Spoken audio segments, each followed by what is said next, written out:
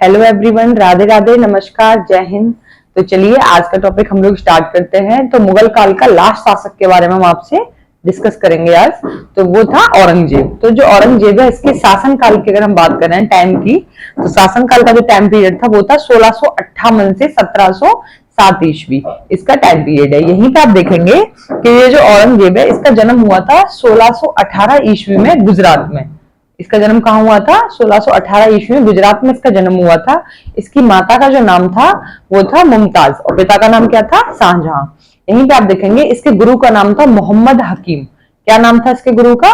मोहम्मद हकीम। और जो इसकी मृत्यु हुई थी वो हुई थी 1707 ईस्वी में। औरंगाबाद में इसकी मृत्यु हुई थी और औरंगाबाद में ही इसकी पत्नी राबिया दुर्रानी के मकबरे के पास ही इसको भी दफना दिया गया था। इसकी पत्नी का नाम था राबिया दुर्रानी, तो उसी के मकबरे के पास इसको भी दफना दिया गया था। और ये जो औरंगजेब था, ये एक कट्टर, धार्मिक रूप से कट्टर सुन्नी मुसलमान शासक था।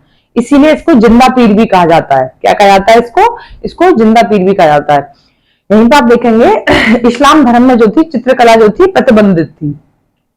तो चित्रकला प्रतिबंध उसने क्या किया, औरंगजेब ने अपने दरबार के जितने भी चित्र थे उन पर अलग तरह पुतवा दिया। अलग तरह वो होता था जिससे कि चित्र जो होते थे वो दिखते नहीं थे, तो वो पुतवा दिया, जिसके कारण उसके दरबार के जो चित्रकारी थे वो सभी वहां से पलायन करने लगे और दूसरे स्थानीय शासकों के यहाँ पर संरक्षण में रहने लगे। वहां पर फिर एक नई कला शैली का विकास हुआ।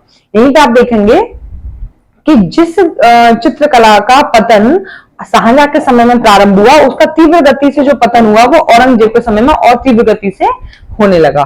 तो चलिए हेडिंग डालिए आप, औरंगजेब। औरंगजेब।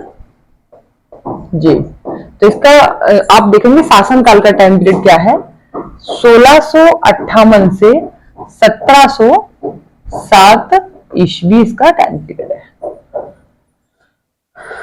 तो लिखिए औरंगजेब का जन्म 1618 ईस्वी में गुजरात में हुआ था। कहाँ हुआ था? गुजरात में हुआ था। यहीं पे देखेंगे इसकी माता का नाम मुमताज महल था। क्या नाम था? मुमताज महल। जो ये मुमताज महल है, इसका जो मूल नाम था वो था अर्जुमंद बानो बेगम। क्या नाम था? अर्जुमंद, जिसको उपाधि दी थी मुमताज महल की शाहजहां ने। लेकिन इसका जो नाम था, ये आसफ खां की पुत्री थी, इसका जो नाम है वो अर्जुमंद था, लेकिन इसको उपाधि किसने दी? इसी के पति शाहजहां ने, मुमताज महल की। तो देखिए इसकी माता का नाम था, औरंगजेब की माता का नाम था मुमताज महल, तथा इसके गुरु का नाम मोहम्मद हकीम था। क्या था? मोहम्मद हकीम था। यहीं पे आप देखेंगे औरंगजेब की मृत्यु कब हुई। औरंगजेब की मृत्यु 1707 ईस्वी में औरंगाबाद में हुई। कहां हुई? औरंगाबाद में हुई। और औरंगाबाद में ही, यही देखेंगे, औरंगाबाद में ही इसकी पत्नी राबिया दुर्रानी पत्नी के मकबरे के पास ही इसे दफना दिया गया। मकबरे के पास ही इसे दफना दिया गया। यहीं पर आप देखेंगे कि औरंगजेब धार्मिक रूप से एक कट्टर सुन्नी मुसलमान शासक था। कट्टर सुन्नी मुसलमान शासक था। कैसा शासक था? कट्टर सुन्नी मुसलमान ये शासक था। इसीलिए इसे इसीलिए इसे इसे जो है जिंदा पीर भी कहा जाता है। इसे जिंदा पीर भी कहा जाता है। इस्लाम धर्म में आप देखेंगे चित्रकला जो है वो प्रतिबंधित है।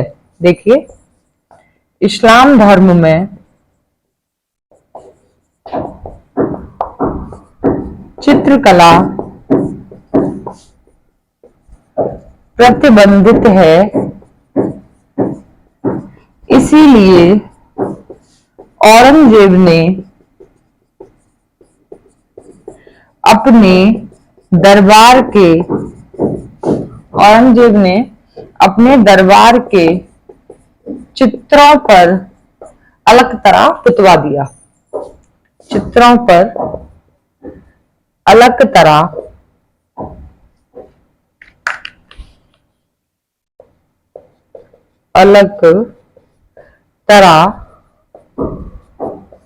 पुतवा दिया।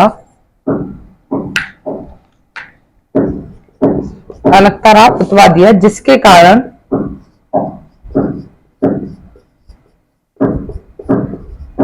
इसके दरबार के चित्रकार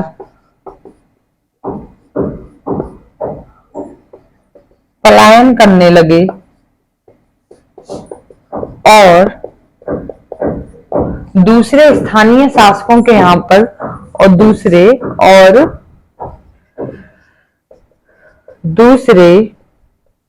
स्थानीय शासकों के यहाँ संरक्षण ले लिया। ठीक है। और वहां एक नई कला शैली का विकास हुआ। वहां एक नई कला शैली का विकास हुआ।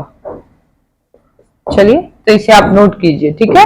औरंगजेब का जन्म की अगर बात करें तो कब हुआ था? 1618 ईस्वी में गुजरात में। इसके शासनकाल का टाइम आप देखेंगे 1658 से 1707। यहीं पे इसकी माता का नाम था मुमताज महल। अगर मुमताज महल का मूल नाम पूछा जाए तो अर्जुमंद बेगम था, जो कि ये जो थी आसफ खान की पुत्री थी। यहीं पे इसके गुरु का जो नाम है वो है मोहम्मद हकीम। जैसे एग्जाम में जो क्वेश्चन बन जाते हैं वो हम आपको बता रहे हैं। पूछा जाता है औरंगजेब की मृत्यु कहाँ हुई थी? औरंगाबाद में। तो औरंगजेब से औरंगाबाद आपको याद रखना है। यहीं पे औरंगाबाद में ही इसकी राबिया दुर्रानी पत्नी के मकबरे के पास ही इसे दफना दिया गया था। औरंगजेब धार्मिक रूप से कट्टर सुन्नी मुसलमान था। पूछ लिया जाता है कि जो औरंगजेब है वो कैसा मुसलमान था? कट्टर सुन्नी मुसलमान था। फिर इसमें यह भी एक क्वेश्चन बन सकता है कि मुगल शासकों में से वो कौन सा शासक है जिससे जिंदा पीर कहा गया? तो आप बताएंगे औरंगजेब को जिंदा पीर कहा गया। तो इसे आप नोट कीजिए। अगले में इसी में हम आपको औरंगजेब के बारे में और भी कुछ बताएंगे इंपॉर्टेंट।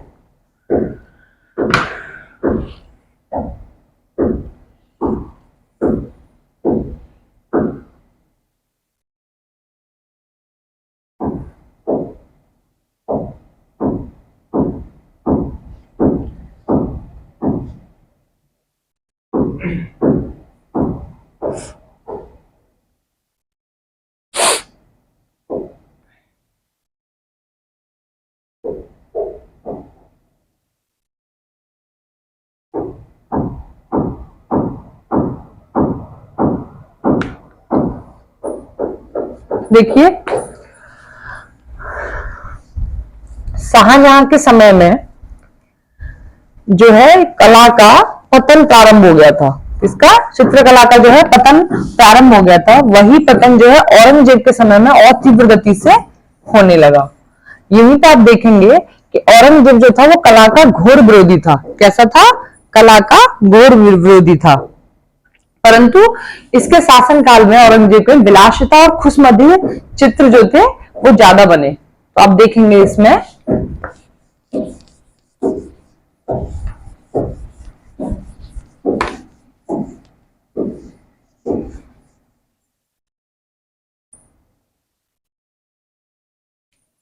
देखिए चित्रकला के पतन की शुरुआत शाहजहां के समय में प्रारंभ हुई और औरंगजेब के समय में और तीव्र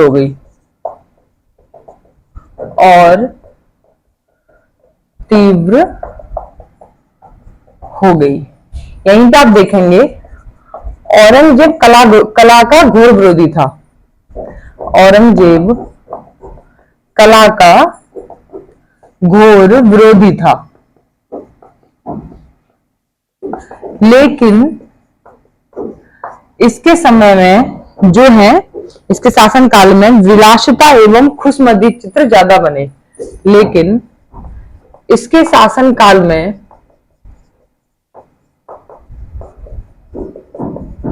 विलासिता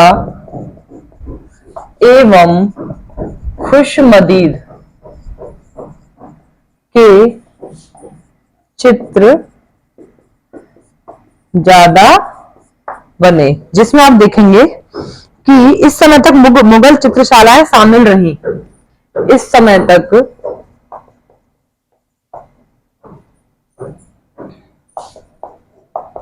मुगल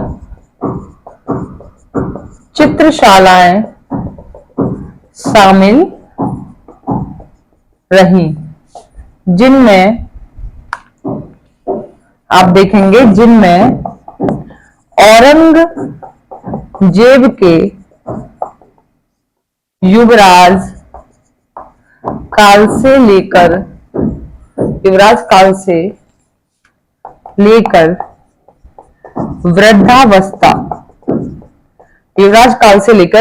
वृद्धावस्था तक के चित्र बने।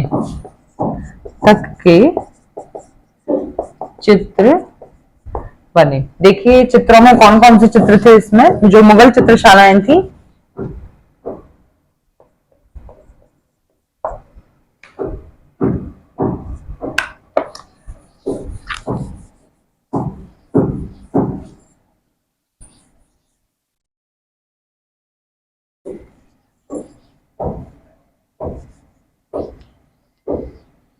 देखिए चित्र देखिए,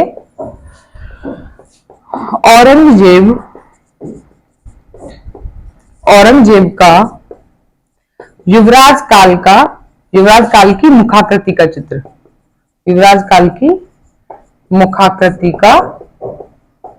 बना। यहीं पे आप देखेंगे औरंगजेब का वृद्धावस्था का चित्र, औरंगजेब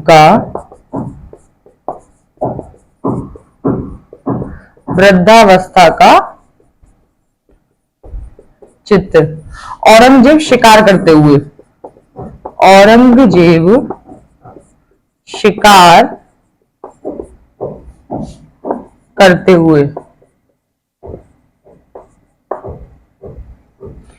अगला जो चित्र है इसी में चौथा, गोलकुंडा पर विजय।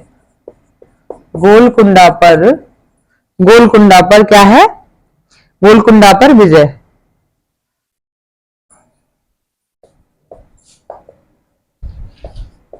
इसी में है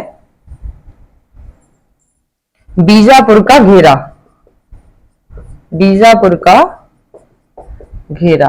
अगला इसमें है औरंगजेब युद्ध करते हुए। क्या है?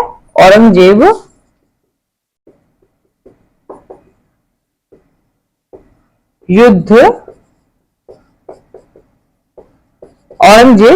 युद्ध करते हुए, औरंगजेब घेरा डालते हुए आदि चित्र। अगला चित्र है इसी में औरंगजेब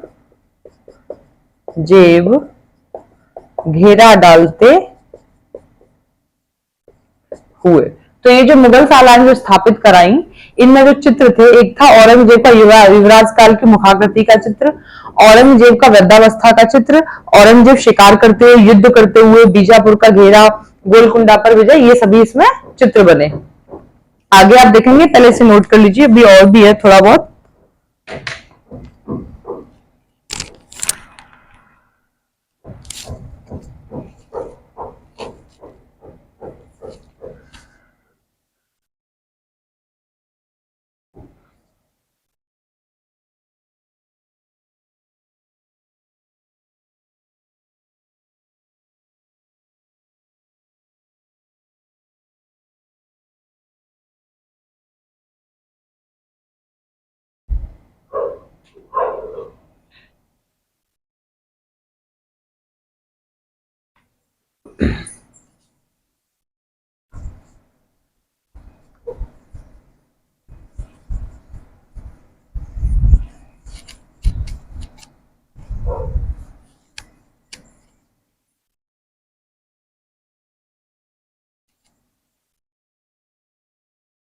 देखिए, औरंगजेब के समय में जिस चित्रकला के पतन ने रफ्तार पकड़ी थी, वही औरंगजेब की मृत्यु के बाद और अधिक तीव्र हो गई। कला की पतन जो है वो और अधिक होने लगा। यहीं पे आप देखेंगे, औरंगजेब की मृत्यु के बाद उसका पुत्र जो उत्तराधिकारी था वो था मुअज्जम बहादुर शाह प्रथम। तो वो जो था कला प्रेमी था, लेकिन कला से रिलेटेड कोई भी वो कार्य नहीं कर पाया था। वहीं पे जो उसका पुत्र था, किसका, बहादुर शाह प्रथम का पुत्र था जहांदार। तो ये जो इसका पुत्र था जहांदार, ये एक नर्तकी से मतलब प्रेम करने लगा था, जो कि थी लाल कुंवर नामक नर्तकी से ये प्रेम करने लगा था। तो जहांदार के समय में जो है नृत्य कला का विकास हुआ। किसका हुआ था? नृत्य कला का विकास हुआ। और ये जो है वहीं पे एक लाल कुंवर नामक नर्तकी से जो है उसी की तरफ आसक्त था, उससे प्रेम करने लगा था। तो ये किसका पुत्र था? जहांदार था औरंगजेब के पुत्र बहादुर शाह प्रथम का ये पहला पुत्र था। कौन? जहांदार। तो उसके बारे में हमने बताया कि वो नृत्य कला का उसके समय में विकास हुआ था। यहीं पे जहांदार जो है, जहांदार जो बहादुर शाह प्रथम का दूसरा पुत्र था अजीम उस शान। तो अजीम उस शान जो था उसका भी एक पुत्र था फर्रुखशियर। दूसरे पुत्र का अजीम उस शान से पुत्र हुआ फर्रुखशियर। तो उसके बारे में भी हम आपको बताएंगे कि वो जो था फर्रुखशियर, उसको थोड़ा बहुत मतलब कला से लगाव था, तो उसके समय में थोड़े बहुत चित्र बनने लगे थे। तो उनके बारे में हम आपसे डिस्कस करेंगे।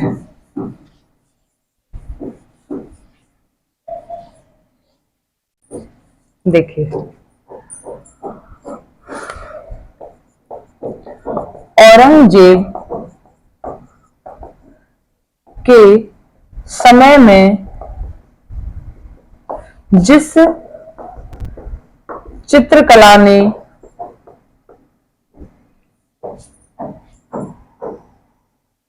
जिस चित्रकला के पतन ने रफ्तार पकड़ ली थी, के पतन ने रफ्तार पकड़ ली थी, वहीं औरंगजेब की मृत्यु के पश्चात और तीव्र हो गई। यहीं पे आप देखेंगे औरंगजेब का उत्तराधिकार या औरंगजेब का उत्तराधिकारी जो पुत्र था, बड़ा बेटा मुअज्जम, उत्तराधिकार मुअज्जम बहादुर शाह प्रथम कला प्रेमी था, लेकिन कला से रिलेटेड ये कोई कार्य संपन्न नहीं कर पाया था। देखिए, लेकिन कला से संबंधित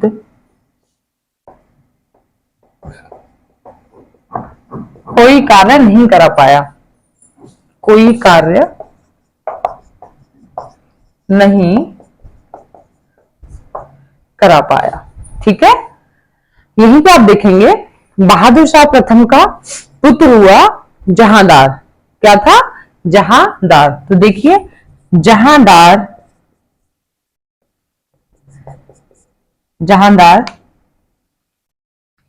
के समय में नृत्य कला का विकास हुआ। जहांदार के समय में नृत्य कला का विकास हुआ। जहांदार लाल कुंवर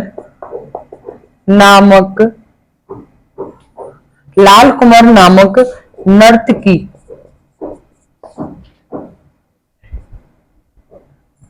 के लिए आसक्त था। उसे उससे उससे थोड़ा सा लगाव था, लाल कुंवर नामक स्त्री से वो प्रेम करने लगा था जहांदार। जहांदार किसका पुत्र था? बहादुर शाह प्रथम का ये क्या था? पुत्र था। यहीं पे बहादुर शाह प्रथम का पहला तो पुत्र था जहांदार, यहीं पे दूसरा पुत्र हुआ था अजीम उस खान। तो जो अजीम उस खान था तो उसके भी एक पुत्र हुआ फर्रुखशियर। तो हम अब बात करेंगे आपसे फर्रुखशियर के बारे में। तो जो फर्रुखशियर है वो बहादुर शाह प्रथम के दूसरे पुत्र अजीम उस खान से दूसरा पुत्र हुआ था फर्रुखशियर। ठीक है, तो उसके बारे में हम डिस्कस करेंगे। उसके समय में थोड़ा बहुत कला जो है आगे बढ़ी थी।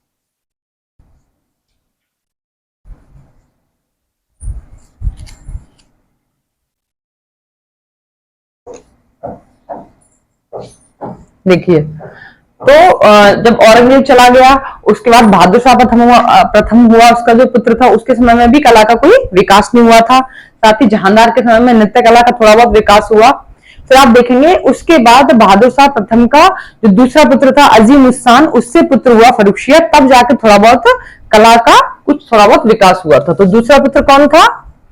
उसका वो मुगलवर्ती उत्तरवर्ती शासकों में उसका नाम आता है। देखिए, उत्तरवर्ती मुगल शासकों में, उत्तरवर्ती मुगल शासकों में फर्रुखशियर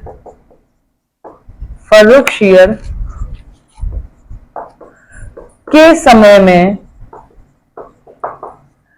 कला का थोड़ा बहुत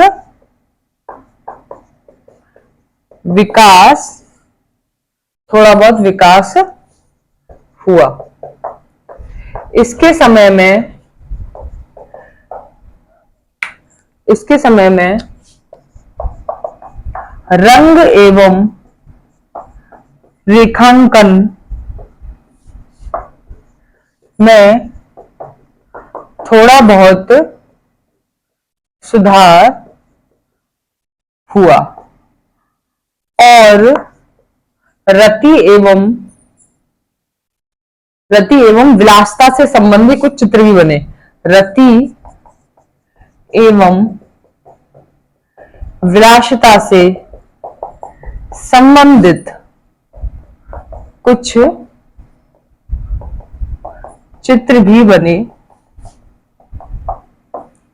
यहीं आप देखेंगे फर्रुखशियर का प्रमुख चित्र जो था घुड़सवार का दल। देखिए, फर्रुखशियर का प्रमुख चित्र घुड़सवारों का दल था, जो कि कव्वास जी जहांगीर संग्रहालय, जो कि कव्वास जी जहांगीर संग्रहालय मुंबई में संग्रहित है। घुड़सवारों का दल जो कि फर्रुखशियर के समय का ये बना हुआ चित्र है। कहां पर है वर्तमान में? कव्वास जी जहांगीर